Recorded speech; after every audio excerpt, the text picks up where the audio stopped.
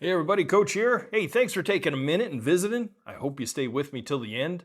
Hey, this particular episode involves me not as a plant and landscape expert, but rather a noob in the realm of plant purchases.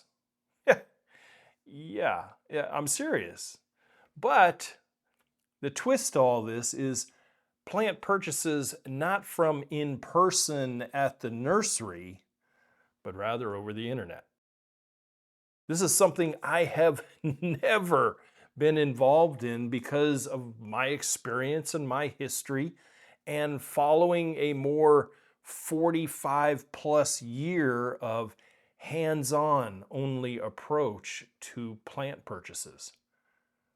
Kind of that always having the ability to see and touch and compare and make informed decisions right there at the nursery itself, which is basically in my blood. I mean, I was in the retail nursery world for many years, and I know everything there is to know about how plants are grown and how they come into the retail world and how they go out and how to care for them. But I have never ever purchased a plant over the internet. Now, if you consider cut flowers a plant purchase, then I am guilty of that.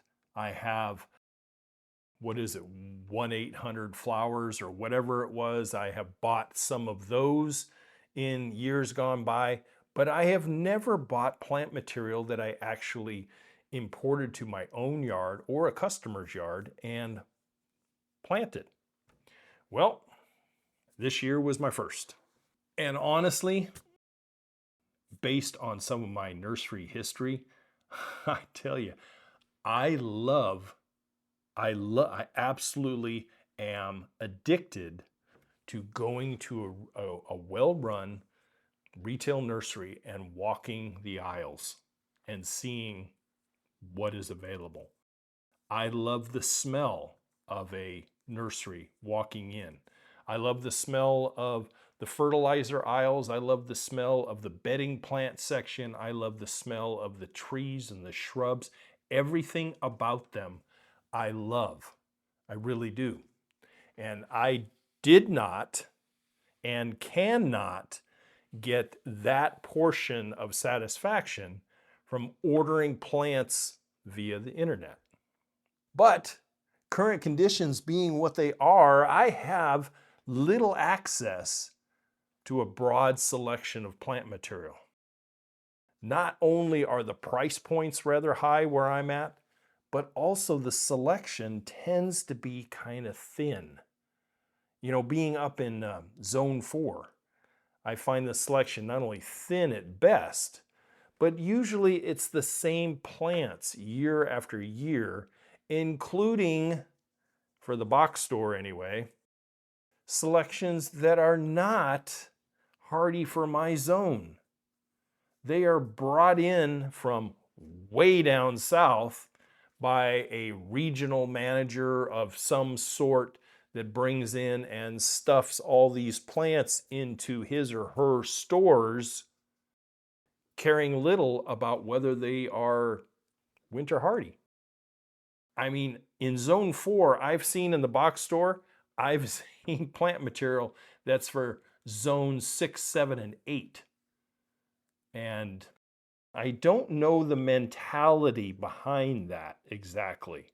It's very unprofessional and very, I don't want to say fraudulent because, they throw a 1-year guarantee on their plants, which they probably have to fork back out because if people don't take the time to look at the tags and realize what zone they are in versus what the tag says, then most likely they're going to be returning those plants, within the year saying, this is died. It died. So I will say this though, the mom and pop nursery, the only mom and pop nursery in the area, does a better job as far as USDA zone plant hardiness. Their inventory surrounds the local environment much better, but they're really skimpy on their selection and they're skimpy on their inventory when it comes to these things. And their price point is probably 10 to 20%, maybe even 25% higher than the box store. So I tried this back in, I think I ordered in the first part of March.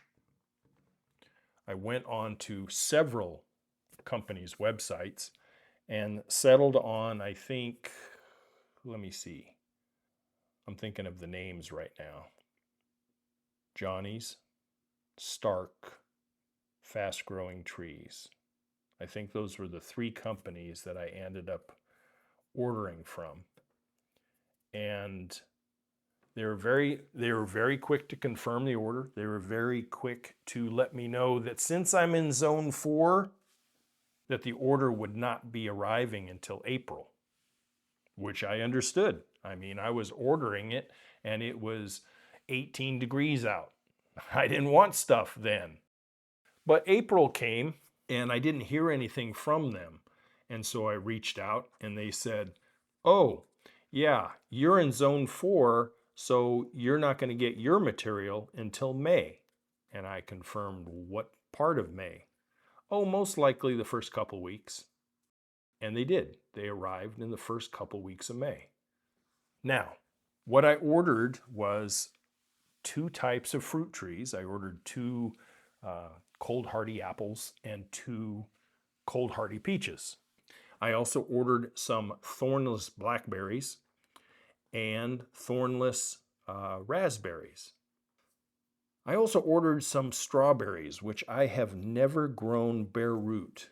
I have planted them bare root way back in the retail nursery days. Planted them up and then we sold them in 4-inch pots. And long story short, that's my only experience with that. Most of the time, the strawberries I bought have always been in 4-inch containers that I have bought for my own personal use. But I ordered them up. So when these plants arrived, let me tell you about the condition. The raspberries came well packaged, as all of them did. They all came pretty well packaged. They had this newspaper spaghetti moistened system that kept their roots damp. Not unusual because their root system was plastic bagged with the newspaper spaghetti on them. And they arrived, I would say, as best condition possible. Strawberries came in a dinky little box. The raspberries came, there was 4 of them, and they were in basically trade gallon cans. That's what they were in. And those were the ones where the boxes were kind of beat up. And of all the purchase that I made, the raspberries, I look outside the window right now here at Brook Pond, and 3 out of the 4 have bounced back. They were a little shocky and they were a little beat up when they arrived. And the one that I'm looking at right now, the top heavy floppy, that's nothing but 2 or 3 floricanes, they're struggling. That one's struggling. And I see some primocanes coming up from the base. And I think it's going to make it. It's just going to take all season. The other 3 raspberries, they appear to be doing what they should be doing. So kudos. You know, if you were a Major League Baseball player batting .750, you'd be an MVP, obviously. So the strawberries came in and I was not able, because of weather, it was raining, I was not able to plant them right away. So I took the box and I just shoved it into the refrigerator overnight. The next day, everything was fine. The bed that I prepared last fall for this was thawed. It was thawed out. and it was wet, but it was not muddy. And I had amended it, and the soil itself was a kind of a sandy, loamy soil that I made even more loamy. Finished it up with some good starter fertilizer, measured out my holes. I had a total of 50 strawberry plants, and I got them into the space, and they are right next to a selection of blueberry bushes. So that's my little berry bed that I hope is going to be very successful in the near future. Now the fruit trees I took and upsized out of the bare root container. I soaked them in a 5-gallon bucket for about 2 hours, rehydrating the root zone as much as possible. And then I potted them up into 5-gallon containers to let's see if they're going to break dormancy and get on with getting on. And looking at them right now, the apple, both of them have broke dormancy and look like they're going in the right direction. The peach trees, remember, they have to prune these trees in order to fit into a narrow rectangular box. So they're very pruned back. And what little bud break I see on these peaches are nothing to do with the lateral stems. I think they cut the stems back so far that the lateral stems have died. And where I see a little bit of bud break is at the node where the lateral branches are hitting the main trunk. That's where I'm seeing the chance of growth. The peach trees are the most questionable right now out of everything that I've bought. And I have doted on all of this purchase quite a bit since the beginning of May when they first arrived. They have been kept moist. They have had the starter fertilizer used in all the plants that I got. And they have got a mycorrhiza dose and also a half-strength Miracle-Gro synthetic fertilizer dose. And that's it. That's all it's got. We've had rain. I see no diseases on any of them. No powdery mildews, no verticillium wilts, nothing like that on this. So I'm happy for that. So that dubious part of the first 30 days being here, they have met and passed the test, with the exception to that one raspberry. And I think it'll be okay. It just looks really crappy right now. Now, what about the blackberries? The blackberries came from a company in Indiana, and they are a thornless blackberry and supposed to be cold hardy down to my zone. The lowest part of their cold hardiness is zone 4. And they're supposed to be an overwhelming producer of blackberries. But I don't think they travel well. I really don't. Looking at them out on the front patio right now in their little new cans, they appear to, all the prima foliage that they came with, 95% of that has died. And what I have is new growth coming from the base of the plants. So I don't think they traveled well. And when I got them, we had a week of weather right at the end of April, 1st of May, that was sub-freezing nights. So I would put the plants out in the daytime, and I would bring them in the cooler part of the house indoors at night for the first week. I had to, because I think that if I just left them out there and we had 25-degree night, these things would either be thrusted back into dormancy or they would have been killed from cold. But I think the transit and that first week of being alive in a place that they were not accustomed to, because they look like they're greenhouse grown. I don't know that for a fact, but it looks like they were greenhouse grown. And I think it's going to take all summer and early fall for them to bounce back and get going. And I will expect, just like the strawberries, I will expect the blackberries to have some type of a harvest next year and beyond. So we'll see what goes on with that. So buying stuff on the internet, I'll tell you one thing. I have got more emails from the companies that I purchased from than I've ever gotten emails from anybody else ever in my life. I mean, multiple emails multiple times a day to come back and purchase more stuff. Although I don't mind perusing some of the new stuff that they have occasionally, I get a little overwhelmed with that side of things. It doesn't make me want to unsubscribe because I will probably make other purchases next year. But at the same token, that's the price you pay for buying online stuff. So let me ask you this. Have you had plant purchases that you have got over the internet? And what has your experience and the outcome been? Do you order online even though you have retail nurseries in your area?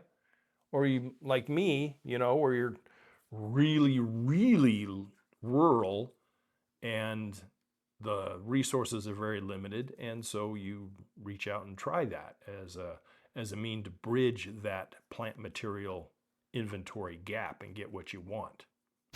Hey guys, Coach here. Don't forget the consultation services that we have at youryardcoach.com. For me, I don't know. I'm on the fence for this first year. I'm just in kind of a wait and see mode, so to speak.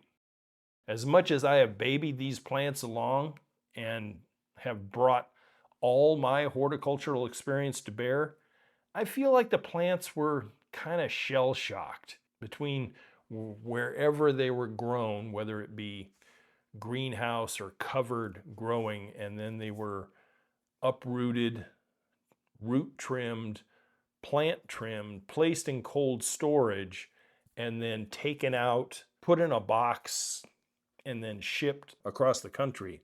I think plants are plants, and they are going to, some are going to make it, many are going to make it, and some, depending on what kind of new owner they arrive at, some are not going to make it. There's a lot you're asking plant material to do there through all this trial, stress, and shock that they could go into. And right now I'm staying away from the perennials and shrubs and shade trees and that kind of stuff. I don't want plant materials shipped to me that way just yet. Maybe I will go to that next year when a lot of that plant material is dormant and I can receive it like I have these and then nurse them into a new growing season. But I don't want plants that are actively growing that go through that type of, if you can remember back in the 70s, I think it was, I'm dating myself terribly, but there was a Samsonite luggage commercial with the gorilla in a cage.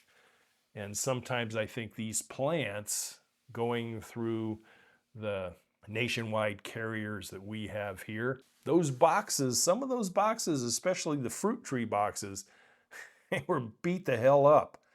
You could tell they were tossed and they were crunched. And it just goes to plant health on arrival. And so we'll see how it plays out. Imagine this. I mean, if you were used to living in an environment, wherever that might be, wherever, you're used to the weather, the climate, the dryness or the wet or the humidity, and all of a sudden you were saying, nope, you're uprooted, and you were shoved in a box and put on a plane and flown to the Antarctic and kicked out on the runway with the same clothes you have on and said, welcome to your new home, bye. You'd probably get you a little shocky too, especially Antarctic in the winter. There's just no doubt. I mean, that's a fatal funnel, right? And the same thing goes if you were sent to the Arctic or you were sent from Arizona and you had to go to the Amazon to live, a condition that you're not used to. Now, for me, I'm able to handle heat. I'm able to handle dry. I'm able to handle rain and snow My kryptonite is high humidity. I avoid it like the plague. I do not like being in high humid environments. I don't work well in them. I really don't. And on occasion here at Brook Pond throughout the growing season, we will have those days. Right now, today is one of them. It's supposed to be 85 degrees and 70% humidity. So I was out early. I checked on my plant online purchases. Everything seems to be going well. I did what watering I needed to do and checked on some spraying that I did in the new garden area where I'm trying to knock down some of the local fauna that wants to regenerate in the area where I want to make this pond garden down there. And you could feel it. You could cut the air with a knife. Now it's not like deep south US type of humidity. It's not that level, but it's noticeable. It really is. So, hey, I'm in the cool house and I'm talking to you guys, and that basically is what I have for you. I will leave you with this though. If you've never planted bare root stuff, here's a couple of steps that I have learned many years ago and that have been successful for me. So depending on where you're at and depending the time of year that you get your plant material, rehydrating the given root system is important. Getting them out of the box and into a bucket of water for an hour or two is great for the rehydrating what roots are left on it. Remember, those root zones had to be trimmed to fit in the box too. So they're probably coming to you with less than 25% of the roots that they had been growing with previously. So we want to rehydrate those.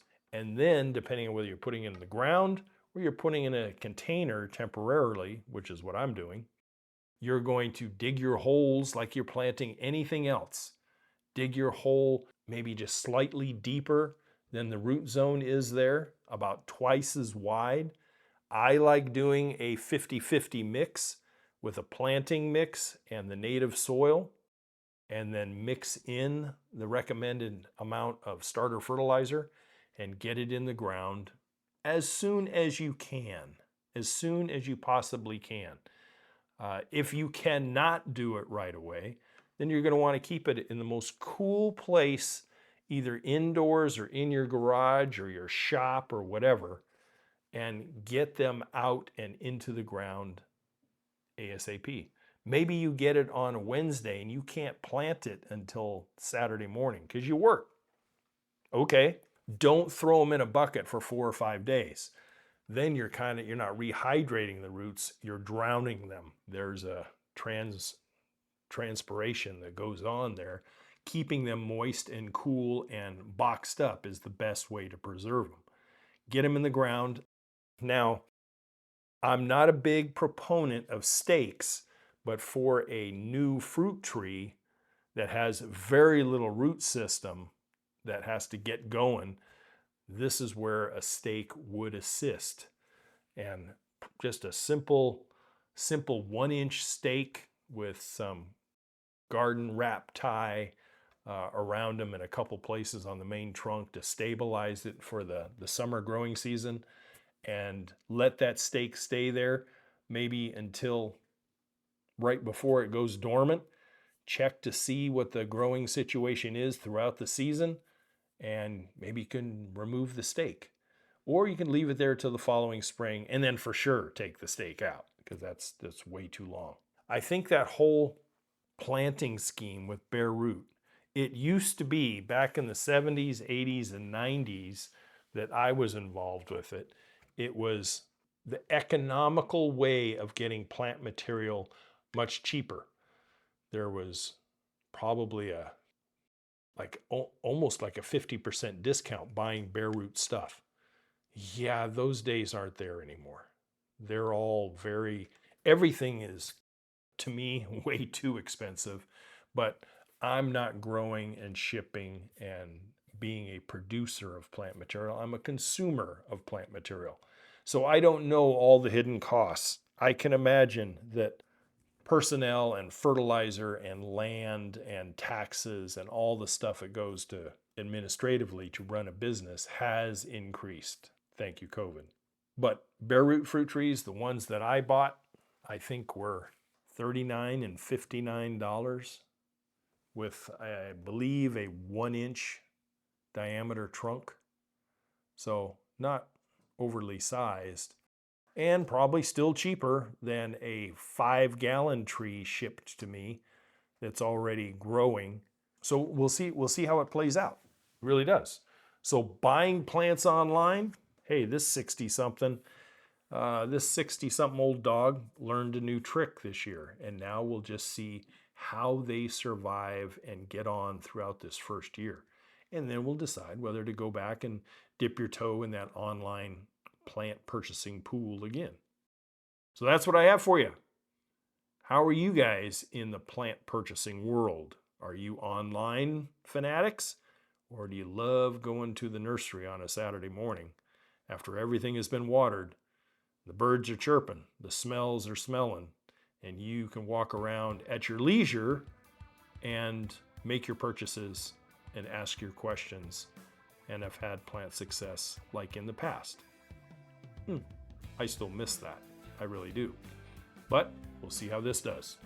Hey guys, as always, to your landscape success, don't forget the website, youryardcoach.com. Goods and services over there that'll help you get highly educated for your landscape project or anything to do with landscaping. I hope to see you here again. Bye for now.